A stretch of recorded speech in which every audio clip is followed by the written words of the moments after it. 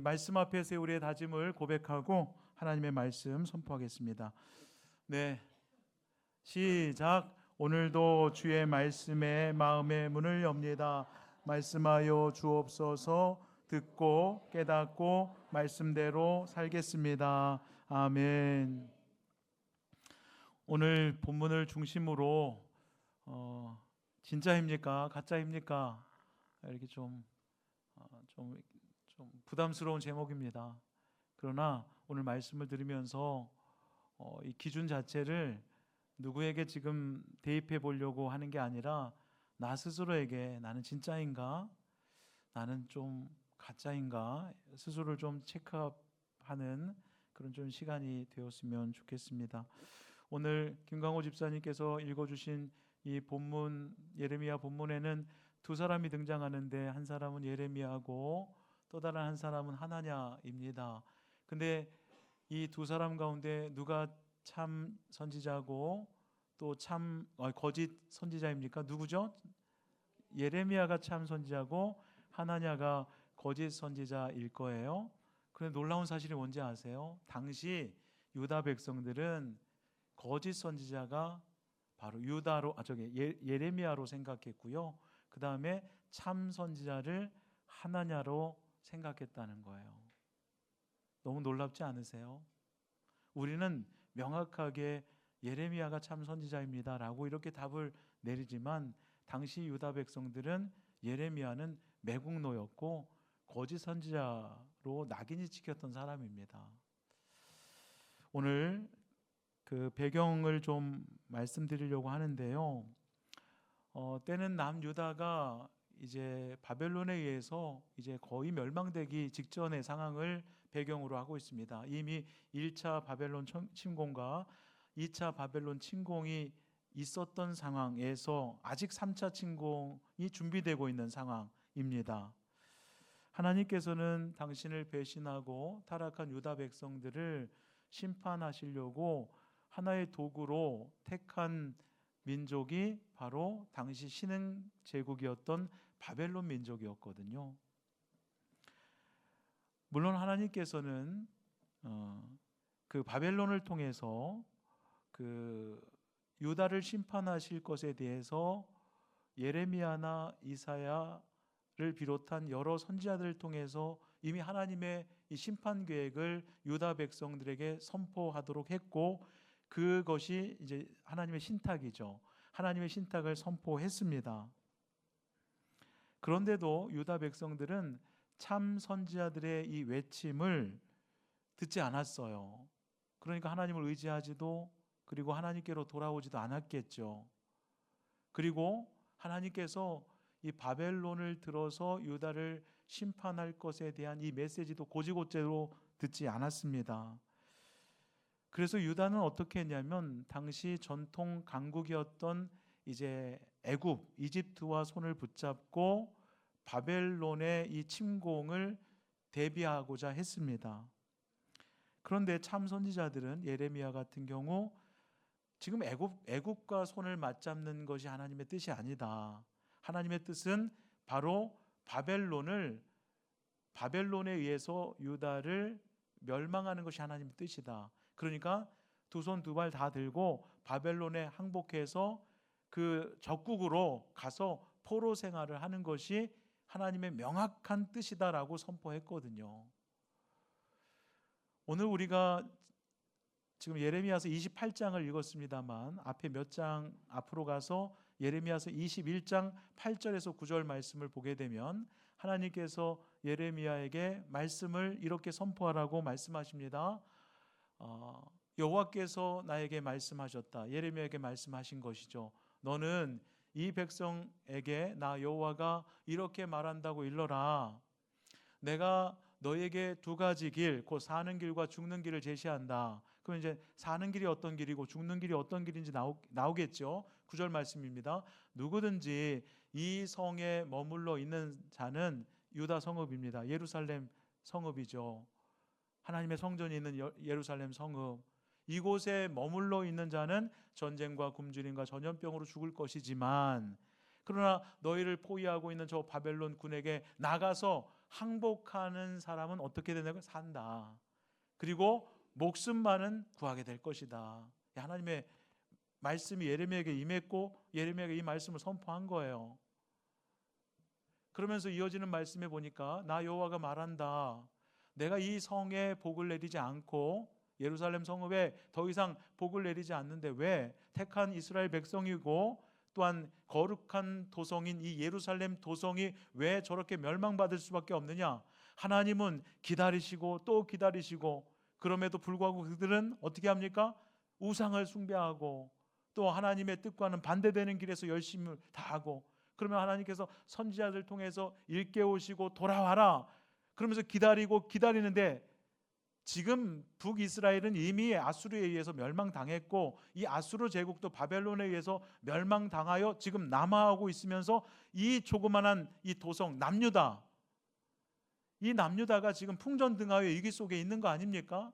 그래서 하나님 더 이상 돌이키지 않으니까, 깨닫지 못하니까, 그러니까 하나님께서는 이 성에 더 이상 복을 내리지 않겠다. 우리 믿음의 성도들은요, 하나님께서 경고의 메시지로 주실 때가 있습니다. 돌아와라, 깨우쳐 주실 때가 있거든요.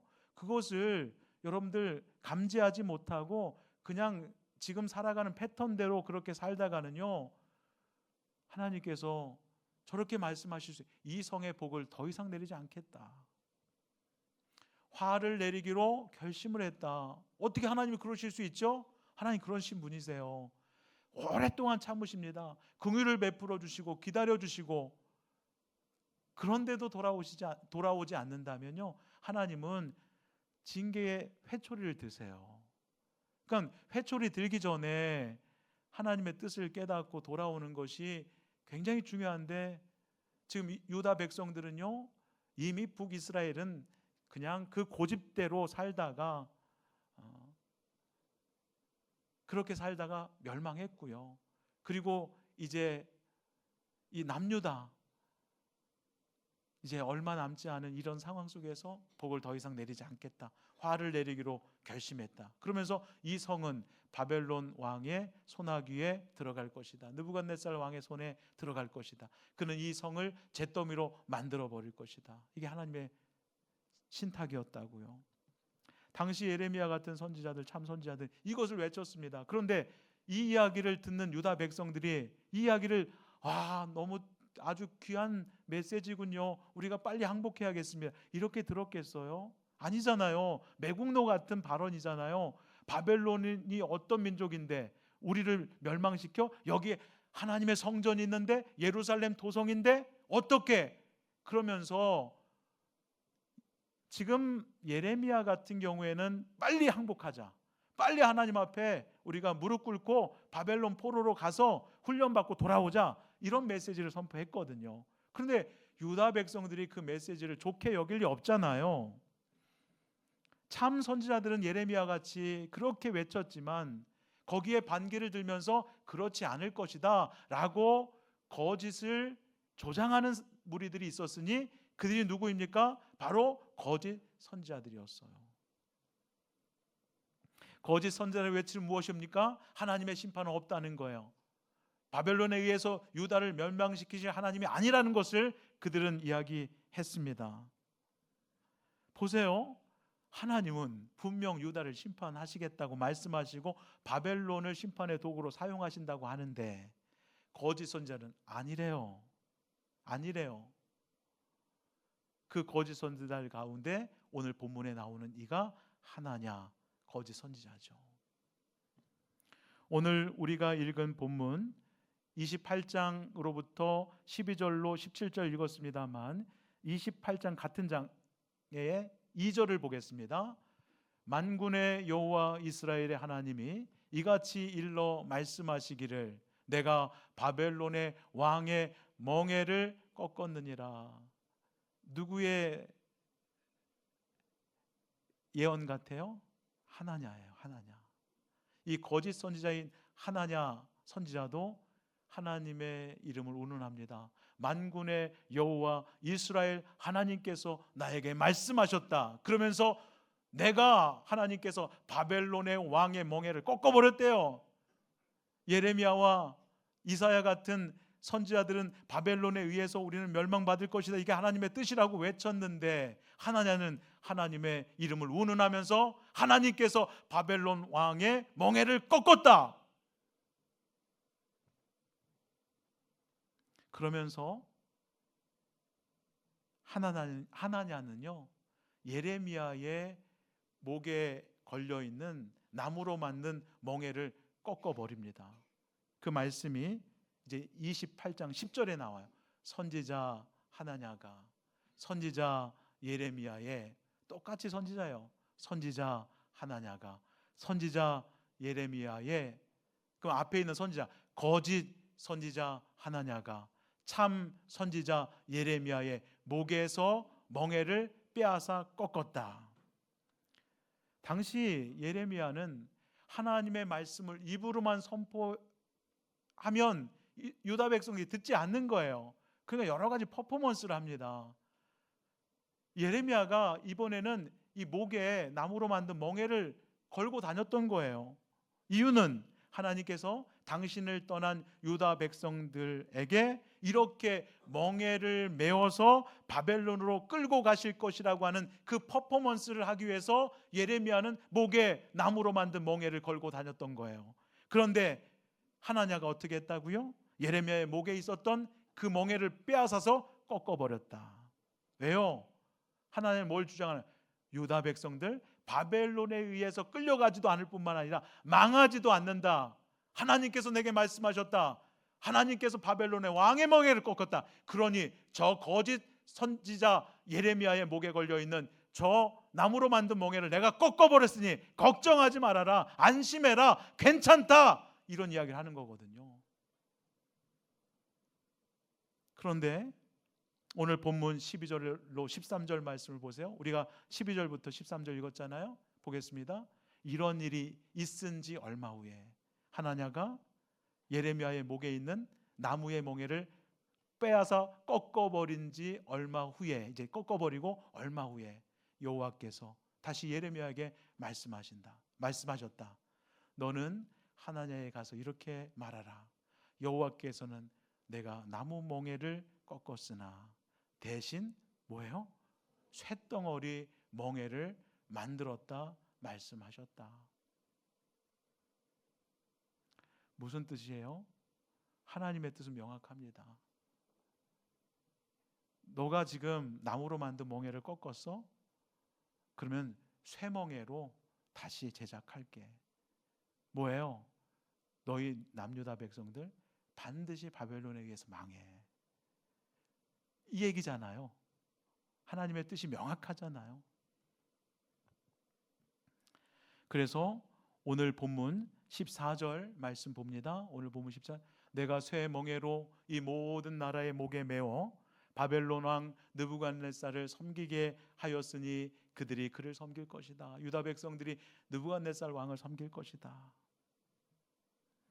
하나냐와 예레미야는 선지자였지만 서로 상반된 주장을 하고 있어요. 그러니까 누구는 참 예언자고 누구는 참 거짓 예언자인 거잖아요. 서로 상반된 주장을 하니까요.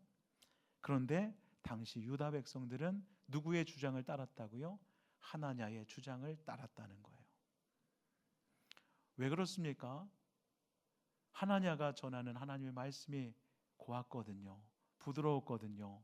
그리고 자신들이 생각하고 추구하는 뜻대로의 말씀을 전해주니까 참 예언자라고 그렇게 생각했던 거 아닙니까? 여러분들, 여기서 우리가 조심해야 될 것이 바로 이 부분입니다. 가짜는 언제나 달콤한 말로 우리를 유혹해요. 여러분들 이런 약장수 보셨어요? 이 약 드셔보십시오. 이 약 먹으면 배탈 나고 그 다음에 무조건 죽습니다. 그런 약장수 없어요. 이 약 한번 먹어봐, 어떠한 질병이라도 다 고친다라고 뻥을 치지. 예? 여러분들, 거짓 약장수는요, 이 약만 먹으면 다 난대요. 관절염, 동맥경화, 뇌졸중, 뭐 다리 아픈 것, 허리 아픈 것 다 난대요. 얼마나, 그러면 이제 내가 허리가 좀 아파요. 그럼 약장수의 말을 들으면 솔깃하죠. 나 허리 아픈데 저 약 먹으면 난다고? 그러면 분명히 아닌 것 같으면서도 그 약을 사는 거예요.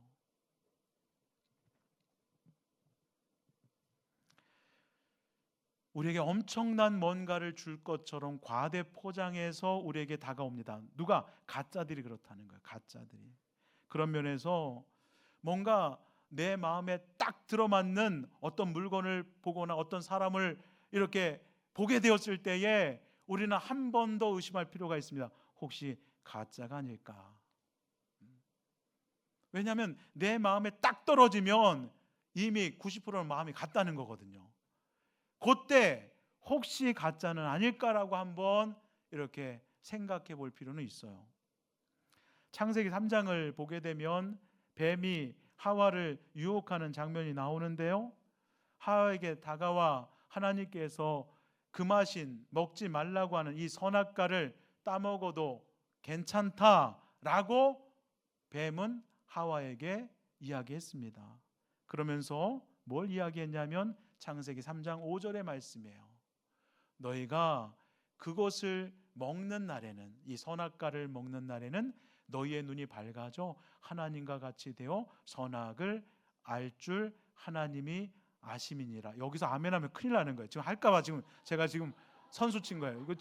이것도 하나님의 말씀이라고. 지금 뱀이 하와를 유혹하는 내용인데 저 끝나기가 무슨 아멘 할 것 같으니까 제가 미리 선수 쳤어요. 아멘하면 큰일 나요. 지금 뱀이 하와를 유혹하는 말이에요. 여기 아멘하면서는 안 되죠. 그런데 선악과를 먹는 날에는 너의 눈이 밝아질 것이고, 그러면 누구처럼 된다고요? 하나님같이 될 것이다. 여러분, 하나님같이 된다는 게 얼마나 매력적으로 들렸을까요? 얼마나 달콤한 말씀처럼 들렸을까요? 그러니까 하나님이 왜 너희들에게 선악과 따먹지 말라고 했는지 알아? 저 선악과 따먹으면 선악을 분별하는 하나님과 같이 될 거니까 하나님이 그래서 따먹지 말라고 했던 거야. 그 얘기를 들으니까 혹하거든요. 근데 분명하게 말씀드립니다. 인간은 죽었다 깨어나도 용 빼는 재주가 있어도 하나님이 될 수 있습니까? 없습니까? 없어요. 인간은 이것을 인정해야 합니다. 내가 아무리 세상에서 성공하고 내가 아무리 세상에서 똑똑해도 만군의 여호와 하나님, 창조주 하나님 앞에서 나는 그분이 지으신 피조물이라고 하는 존재를 잊어서는 절대로 안 돼요. 어느 세상의 높은 자리에 올랐다 할지라도 나는 피조된 하나님에 의해서 피조된, 하나님은 토기장이요 나는 그분이 지으신 토기라고 하는 이 사실을 잊어서는 안 돼요. 하나님의 뜻 가운데 우리를 이렇게 창조해 주셨습니다. 근데 이 토기장을 향해서 나를 왜 이렇게 지었냐라고 하면 얼마나 웃음꼴이 되냐는 거예요. 그러니까 우리 인간은 하나님이 될 수 없어요. 그런데 하와는 끊임없이 우리를 유혹합니다. 야, 저거 먹어봐. 너 하나님처럼 될 수 있다니까? 결국 그 유혹의 말을 듣고 하와가 선악과를 바라보니 달리 보이는 거예요. 그 전까지는 하나님께서 말씀하셔서 저 선악과 절대 따먹어서는 안 된다. 동산의 모든 실과는 따먹어도 돼. 그 동산 중앙에 선악과와 생명나무가 있었잖아요. 그러니까 이 생명나무 열매를 따먹으면 에덴 동산에서 추방되지 않고 계속해서 살 수 있는 곳이었잖아요. 근데 이 뱀이 하와를 유혹해 들어온 거야. 저거 먹으면, 저 선악과, 하나님께서 따먹지 말라고 했던 저 선악과를 먹으면 너 눈이 밝아질 거고 선악을 분별하게 될 것이고 너 하나님처럼 돼. 그렇게 얘기를 듣고 선악과를 보니까 어떻게 보입니까? 먹음직도 하고 보암직도 하고 또한 지혜롭게 할 만큼 탐스럽게 보이는 거예요. 결국 어떻게 합니까? 그 선악과를 따먹게 되죠. 염두해 주십시오. 가짜는 언제나 진짜보다 더 많은 것들을 줄 것처럼 속삭입니다. 그러나 결국 그 가짜는 우리를 어디로 이끄느냐? 죄로, 사망으로, 어둠으로 이끌게 되어 있어요. 여러분, 누군가가 은행 이자보다 높게 이율을 쳐줄 테니까 돈 좀 빌려줘. 돈을 빌려줘야 되겠습니까? 안 빌려줘야 되겠습니까? 예? 어려워요 지금 이게? 은행보다 내가 이자 더 쳐줄 테니까 나한테 돈 좀 꺼줘. 이렇게 여러분한테 다가왔을 때 돈을 꺼줘야 되겠습니까? 안 꺼줘야 되겠습니까? 알긴 잘하세요. 한때 은행보다 몇 배나 높은 이자를 준다고 해서 돈을 그쪽에 맡겼다가 낭패를 본 사람이 한두 명이 아니었잖아요. 여러분들 처음 몇 달 동안은요, 은행보다 높은 이자가 쑥쑥 들어오니까 좋거든요. 1년 정도 들어와요. 와, 제안합니다. 1,000만 원을 넣었는데 한 달에 그냥 가정해 보는 거예요. 한 달에 50만 원이 이자로 들어오는 거예요. 1,000만 원을 넣었는데 그 사람이 제안합니다. 아유 선생님, 1,000만 원에 50만 원이면 2,000만 원은 100만 원이고 1억이면 500. 이게 한번 해보시라고. 그러면 정말 그런가? 솔깃합니다. 넣었어요. 한 달 500만 원이 들어옵니다. 1억을 넣었더니 500만 원이야. 다음 달 넣었더니 돈이 안 들어요. 전화했더니 전화가 먹통해요. 당한 거죠. 지금 웃으시는 분들은 좀 의심해 볼 만한 분들이에요. 지금 여러분들 빠른 시일 내에 많은 돈을 벌 수 있다라고 하는 방법을 제시하면서 여기 한번 투자해봐. 그 사람요, 제가 분명히 99.9% 사기꾼입니다. 이렇게 말씀드리는데도 어디서 여기 한번 투자해보, 거기 가시는 분들이 있다는 거예요. 지금 가짜의 유혹에 결코 넘어가지 않기 위해서는 항시 정신을 바짝 차리고 있어야 돼요. 바짝 차리고. 그리고 하나님의 말씀 위에 바로 서 있는 것이 너무나도 중요해요. 말씀의 사람은 분별해낼 수 있어요. 전 세대를 초월해서, 시공간을 초월해서 하나님의 말씀은 이사야서 40장 6절에서 8절에 보면 풀은 마르고 꽃은 시들지만 하나님의 말씀은 영원히 서리라. 여러분들 예수님께서도 공생애를 하시기 전에 광야에 가서 40일을 금식하시면서 마귀가 시험을 걸어왔습니다. 첫 번째 시험이 무엇이었습니까? 야, 너 배고프지? 저 흩어져 있는 돌덩이를 떡을 만들어서 먹어봐. 예수님께서 말씀으로 물리치셨습니다. 두 번째, 예수님을 급하게 올리셔서 천하 만국을 보여주시면서 나한테 한번 절해봐. 이 모든 것을 너에게 줄 테니까. 그때도 주님께서는 말씀으로 그 유혹을 물리치셨습니다. 세 번째, 성전 꼭대기로 예수님을 데려갑니다. 그러면서 여기서 한번 뛰어내려봐. 그러면 하나님께서 사자 천사를 보내서 너의 발이 다치지 않도록 도와줄 거야. 이때도 예수님께서는 말씀으로 이 시험을 물리치셨습니다. 그러니까 사탄은, 마귀는 끊임없이 예수님으로 하여금 십자가라고 하는 이 정도를 버리고 빨리 인기를 누리고 빨리 출세하고 빨리 영광을 가져가라는 그런 유혹들을 끊임없이 해온 거예요. 우리도 마찬가지요. 빨리 부자가 될 수 있는 길이 있다, 빨리 성공할 수 있는 길이 있다, 끊임없이 우리를 유혹해 옵니다. 그러나 예수님은 그 유혹들을 말씀으로 물리치셨다. 혹자는 이야기할 거예요. 아니 최첨단 21세기를 살아가고 AI 혁명이 일어나고 있는 이러한 시대 속에서 말씀의 사람이 분별해낼 수 있고 말씀이 사람이 유혹을 물리칠 수 있다고, 이건 시대착오적 발상이 아닙니까? 라고 주장하는 사람이 있습니까? 우리가 말씀 위에 바로 설 때 우리를 향해 유혹의 손길을 뻗치는 이 가짜들의 덫을 물리칠 수 있어요. 왜냐하면 사람들은 계속해서 사람들의 말을 듣습니다. 또한 TV의 언론의 이야기들을 듣습니다. 그러면서 시류를 따라가는 거예요. 말씀을 통해서, 말씀은 우리를 분별케 합니다. 말씀은 우리를 가짜의 덫에서부터 물리치도록 만들거든요. 여러분들 지금까지 사람 말 들었다가 실패했던 과거의 시간들을 한번 되짚어 보세요. 내가 그때 신앙이 출중해 있었나요? 하나님을 정말 열망하며 은혜의 자리에서 떠나지 않고 그런 경우가 거의 없어요. 대부분 다른 딴 길에서 뭔가 길을 찾다가 걸려 넘어졌던 경험들이 다들 있을 거예요.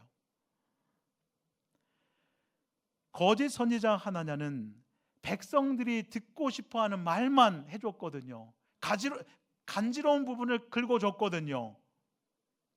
당시 유다는 2번이나 바벨론에 의해서 침공을 받은 상황입니다. 이제 한 번의 공격이면 완전히 초토화되는 상황입니다. 그러니까 유다 백성들은 마지막 바벨론의 침공은 우리가 어떻게든 이겨내고 맞서고 그리고 들어오지 않았으면 좋겠다. 그래서 이로써 멸망하지 않았으면 좋겠다. 이런 생각들을 유다 백성은 다 가지고 있었어요. 그때 여지없이 파고듭니다. 하나냐의 선지자가 걱정 마라. 남유다는 바벨론에 의해서 멸망하지 않는다. 하나님 우리 이 유다 성읍을 지키실 것이고 이곳에 성전이 있지 않느냐, 절대 멸망하지 않는다. 걱정하지 마라. 심지어 그 거짓 선지자도 하나님의 이름을 운운하는 거예요. 만군의 여호와 이스라엘 하나님께서 나에게 말씀하셨다. 하나님께서 바벨론의 왕의 멍에를 꺾으셨다. 그런 일은 절대 일어나지 않는다. 하나님 뭐라고 말씀하셔? 너 지금 예레미야의 목에 걸려있는 나무로 만든 멍에 깨트렸어? 새 멍에를 다시 한번 걸게 해줄게. 절대로 바벨론에 의한 멸망은 내가 계획한 거야. 이걸 변개하지 않을 거야. 그런데도 남유다 백성들은 자신이 듣고 싶은 이야기만 들으려 하는 거예요. 그러니까 유다 백성들이 하나냐의 말을 찰석같이 믿고 예레미야는 감옥에 가두잖아요. 너 입담으로 말하지 마.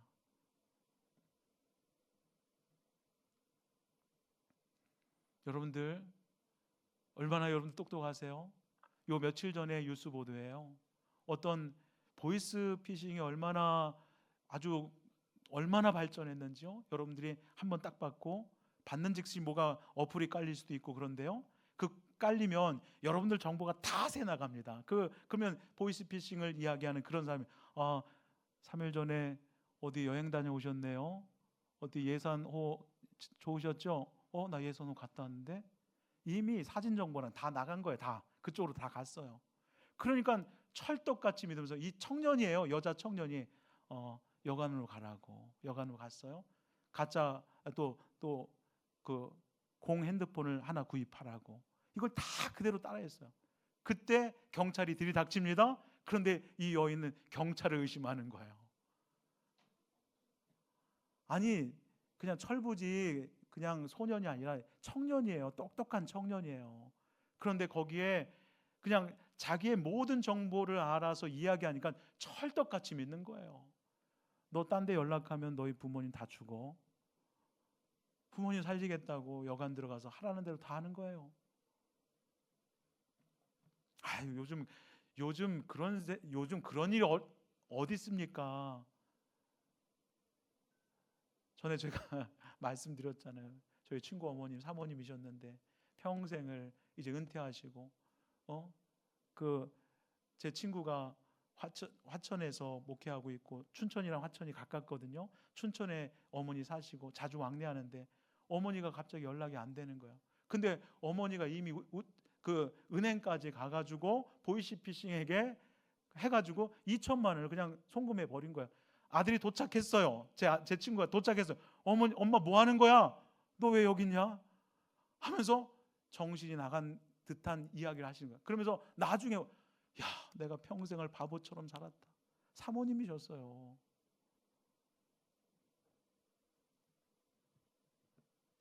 여러분들 내가 바라는 대로 된다고 그게 옳은 일일까? 내가 듣고 싶은 이야기만 듣고 내가 바라는 대로 된다고 하는 것이 옳은 일일까? 그렇지 않아요. 내가 바라는 대로 되기를 희망하는 사람들이 우리는 되어서는 안 되고 하나님의 계획을 볼 줄 알아야 돼요. 무엇이 하나님의 뜻인지를 분별해낼 수 있어야 돼요. 그러면 말씀의 조명을 받지 않으면 하나님의 뜻을 발견해내기가 쉽지가 않아요. 끊임없이 하나님의 말씀 속에서 이 시대를 향한 하나님의 말씀, 나를 향한 하나님의 계획이 무엇인지를 알고 분별해낼 수 있는 사람이 진짜 신앙인이에요. 신앙인이라고 하면서 하나님의 뜻은 계획에는 전혀 관심도 없고 오직 하나님은 내 소원과 내 뜻을 이루어 주시는 하나의 오토머신처럼 자동 판매기와 같은 그런 하나님으로 생각하는 분들이 있다면 그런 사람들은 가짜 신앙일 가능성이 굉장히 높죠. 오늘도 우리 주변에는 가짜의 세계로 인도하는 수많은 유혹의 손길들, 수많은 유혹의 사람들이 넘쳐납니다. 때로는 달콤한 말로, 때로는 빠른 성공이라고 하는 지름길을 제시하면서 이렇게 하는 것이 최고의 부자가 될 수 있다고, 빠른 성공의 길이라고 계속해서 우리를 유혹합니다. 바른 길을 선택하면서 걸어가야 될 우리들에게 적당히 죄와 타협하며 살면, 불의 앞에 눈 감아 버리면 두 마리 토끼를 쫓듯이 신앙과 세상을 다 얻을 수 있다라고 하는 이런 말도 안 되는 유혹의 말들을 가지고 우리를 회유합니다. 이런 세상 속에서 우리는 우리 자신을 스스로 잘 지켜내야 합니다.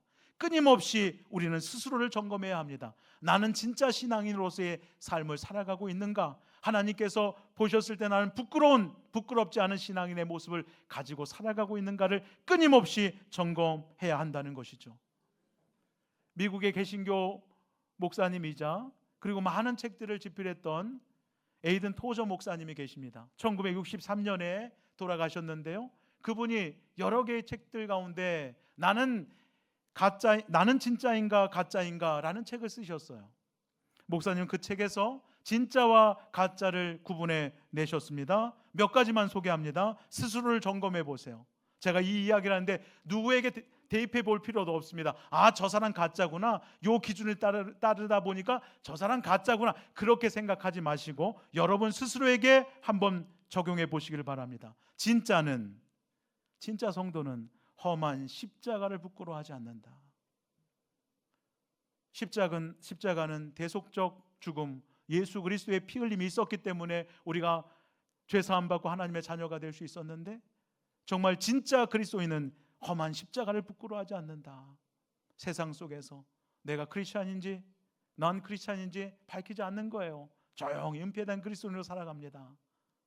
왜? 지금 한국 사회에서 교회에 대한 별로 부정적인 것들이 많이 있잖아요. 그러니까 난 그리스도입니다, I'm a Christian, 나는 크리스찬입니다 라고 하는 것을 당당히 밝히지 않습니다.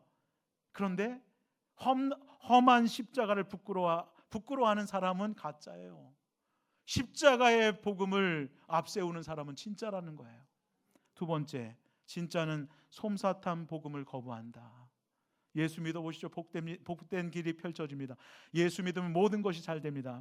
예수 믿으면 만사 형통이 잘 됩니다. 이번 주 수요일 날 제가 나누는 말씀이 형통인데, 우리가 생각하는 형통의 의미가 아니에요. 예수를 믿었을 때의 형통함이라는 것은 그런 형통함이 아니에요. 솜사탕 복음에 길들여진 한국 교회는 조그만한 고난 앞에서도 그냥 완전히 무너져 버리는 그런 안타까운 뿌리가 없는 신앙인들이 얼마나 많이 있는지 몰라요. 왜 그렇습니까? 솜사탕 복음에 길들여져 있기 때문에 그렇습니다. 진짜는 가시면류관의 복음을 믿는다. 진짜는 주님의 일보다 주님에게 우선순위를 둔다. 교회 일을 합니다. 여러 섬김의 일들을 합니다. 그런데 주님에게는 관심도 없고 주의 일에 그냥 어찌 보면 마리아와 마르다처럼, 이 마르다 같은 존재이죠. 마르다 같은 일을 열심히 해서 예수님을 어떻게, 이것도 뭐 좋은 부분으로 해석해 낼 수 있지만 우리가 열심히 주의 일을 하는데 주님이 빠져 있어요. 안고 없는 찐빵처럼 껍데기만 있는 거예요. 여러분들, 왜 내가 그 일을 합니까? 오늘 주차 봉사를 왜 합니까? 왜 시온 성가대 대원으로서 왜 하나님을 찬양하는 그 자리에 서 있습니까? 왜 주방에서 봉사를 합니까? 왜 어린이 교회학교 반사로 일을 합니까? 일을 하긴 하는데 주님이 없는 거예요. 그런데 진짜는 주님의 일보다도 주님을 위에 둔다는 거예요. 진짜는 행복보다 거룩을 열망한다. 어떻게 하면 행복하지? 어떻게 하면 밤에 잠을 잘 자지? 어떻게 하면 자녀들 잘 되지?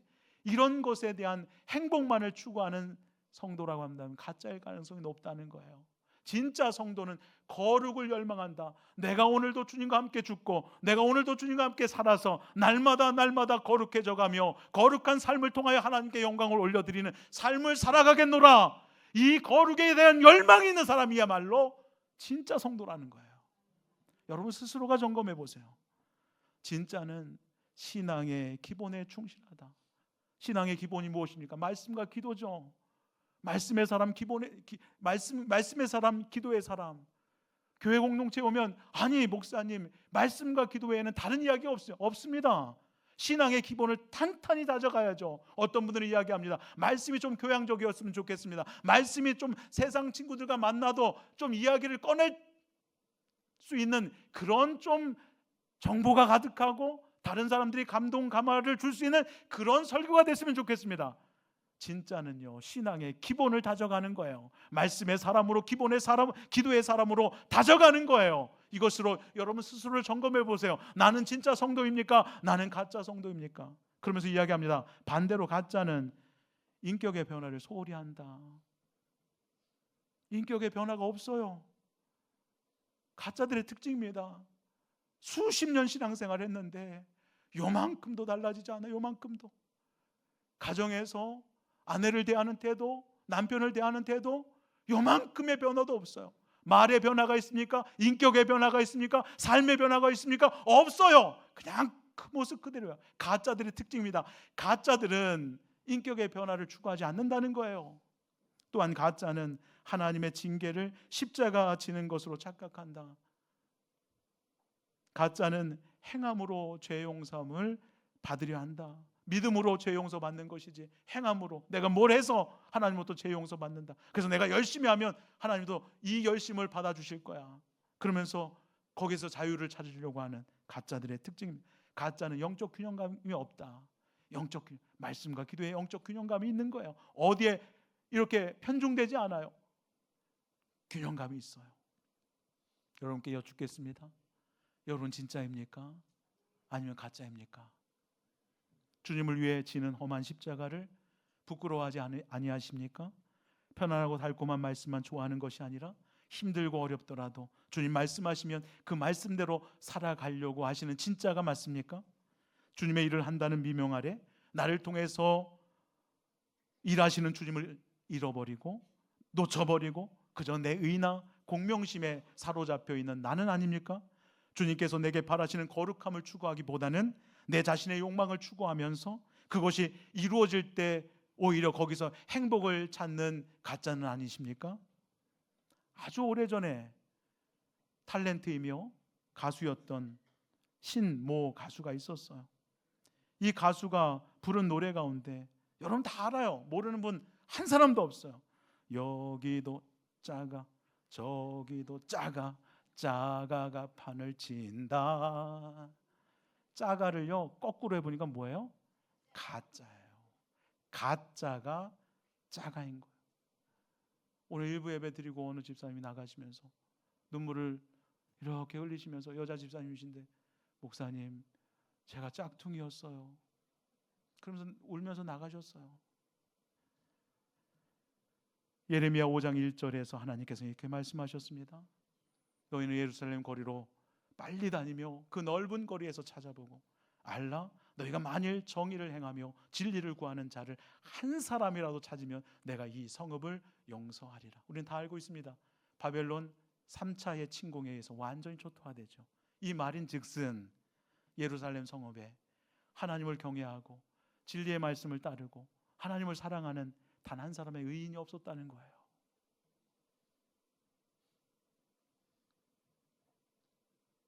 가짜들이 판을 치는 유다 상황 속에서 지금 이 시대 속에서 하나님은 지금도 진짜 성도를 찾고 계십니다. 가짜들이 판치는 세상 속에서 왕관의 보석과도 같이 빛나는 진짜를 하나님께서 찾고 계십니다. 진짜 같은 가짜는요 짝퉁이라고 하죠. 그리고 짜가라고 하죠. 하나님께서 다 분별해 내십니다. 가짜가 자신을 진짜인 것처럼 포장할지라도 그래서 사람은 속아 넘어가죠. 하나님은 속일 수가 없어요. 그러므로 우리의 내면을 그리스도의 은혜로 날마다 새롭게 하는 것이 중요합니다. 보이지 않는 내면, 사람들은 보이는 것을 신경 쓰거든요. 근데 보이지 않는 내면, 아무도 없을 때 나 혼자 있을 때의 나의 모습, 하나님 앞에서 나는 거룩한 모습인가? 하나님 앞에서 나는 흠없는 모습인가? 끊임없이 점검하며 말씀의 거울을 비추지 않고 그저 상대적 비교를 통해서 나는 저 사람보다 낫지, 주일 성수하니까, 헌금 생활하니까, 교회에서 봉사하니까. 아니요, 보이지 않는 내면을 점검하고 아무도 없을 때 하나님 앞에서 나는 깨끗하고 의로운가를 점검해 내면서 우리는 진짜 그리스도인으로 주님 앞에 서야 할 줄로 믿습니다. 여기도 작아고 저기도 작아고 여기도 작아고 저기도 작아요. 작아가 판치는 세상 속에서 주님께서 단 한 사람 진짜를 찾을 때, 왕관의 보석처럼 빛나는 한 사람을 찾을 때, 주님, 제가 여기 있습니다. 주님을 위해서 목숨을 내걸 수 있는 제가 여기 있습니다. 그런 분들이 꼭 되시기를 간절히 소망합니다. 우리 찬양하겠습니다.